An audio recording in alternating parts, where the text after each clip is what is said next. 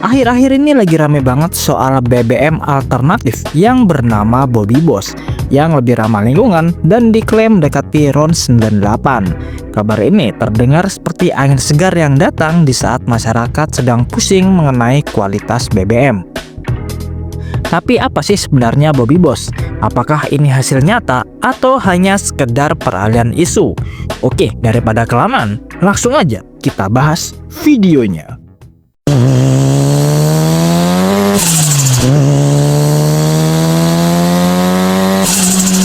Negara sebesar Indonesia dengan jumlah penduduk yang luar biasa banyak, kebutuhan energi jelas bukan main-main. Tapi sayangnya, sebagian negara berkembang, Indonesia harus berjibaku untuk memenuhi kebutuhan itu. Bahkan sebagian besar masih lewat impor. Dan kalau ngomongin soal energi, pasti nggak bisa lepas dari satu nama besar, yaitu Pertamina. Dari dulu sampai sekarang, urusan bahan bakar minyak di Indonesia didominasi sama perusahaan ini. Karena dikelola oleh pemerintah, tentu ada aturan-aturan yang membatasi ruang gerak pesaing swasta. Misalnya harga BBM swasta nggak boleh lebih murah dari harga Pertamina. Akibatnya, persaingan jadi nggak terlalu sehat.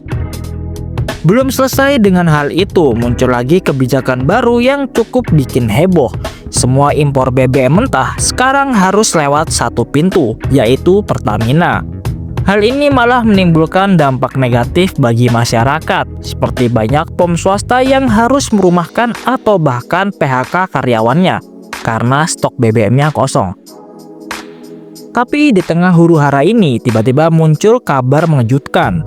Sebuah bahan bakar baru yang ditemukan oleh anak bangsa, namanya Bobby Boss. Singkatan dari bahan bakar original buatan Indonesia Bos. Nama yang cukup Gen Z banget ya.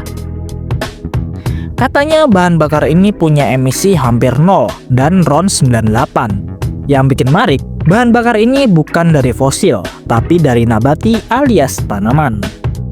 Kalau beneran bisa bekerja sesuai klaim, ini bisa jadi langkah revolusioner buat Indonesia. Karena bahan nabati di negeri ini itu banyak banget, dari sawit, jagung, tebu, dan lainnya. Dengan potensi alam sebesar itu, bisa dibilang Indonesia punya semua bahan untuk jadi seperti Brazil yang udah lebih dulu menerapkan biofuel. Apalagi founder dari Bobby Boss, M. Ikhlas Tamrin, bilang mereka sudah siap memproduksi 1,5 juta liter untuk tahap awal di Pulau Jawa.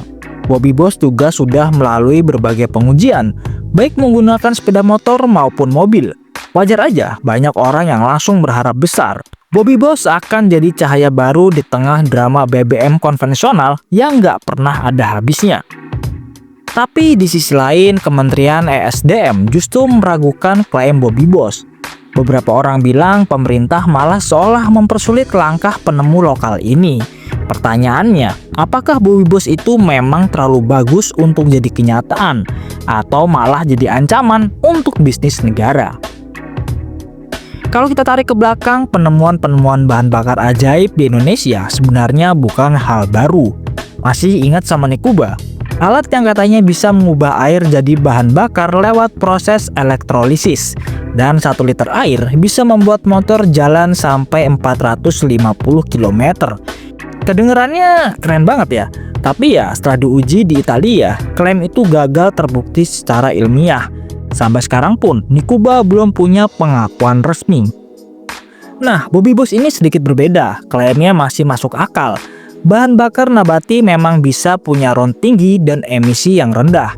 Contohnya di Brazil, mereka udah sukses besar pakai bioetanol dari tebu sebagai alternatif BBM fosil. Jadi secara teori, apa yang diklaim Bobby Boss bisa aja bener. Masalahnya seperti biasa, ada satu hal klasik, transparansi hasil lab. Sampai sekarang, hasil uji laboratorium Bobby Boss belum dipublikasikan ke publik. Dan tanpa sertifikasi, bahan bakar ini belum bisa dianggap legal untuk diedarkan secara luas. Padahal pengujian itu penting banget, karena biofuel punya karakteristik kimia yang beda dari bensin biasa. Bisa mempengaruhi korosi, kompatibilitas karet di mesin, sampai stabilitas penyimpanan.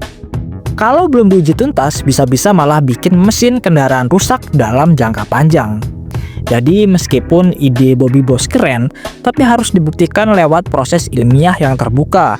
Kalau hasil labnya benar sesuai klaim, maka ini bisa jadi langkah besar untuk menuju kemandirian energi nasional. Tapi kalau dalam 1 atau 2 tahun ke depan nggak ada kabar lanjutan, ya bisa jadi ini cuma peralihan isu.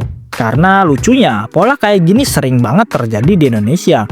Muncul inovasi besar, viral, heboh, lalu hilang tanpa jejak. Bobby Boss mungkin saat ini terlihat sebagai harapan baru, tapi waktu yang akan membuktikan apakah ini benar-benar masa depan energi Indonesia atau hanya cerita singkat yang akan kita lupakan begitu aja. Jadi gimana nih menurut kalian? Apakah Bobby Boss bisa jadi energi baru di Indonesia atau cuma isu yang dibuat-buat? Coba tulis pendapat kalian di kolom komentar ya. Nah, sekian dulu video kali ini. Jika ada kekurangan atau kesalahan, kalian bisa tulis di kolom komentar. Terima kasih sudah menonton dan sampai jumpa di konten selanjutnya.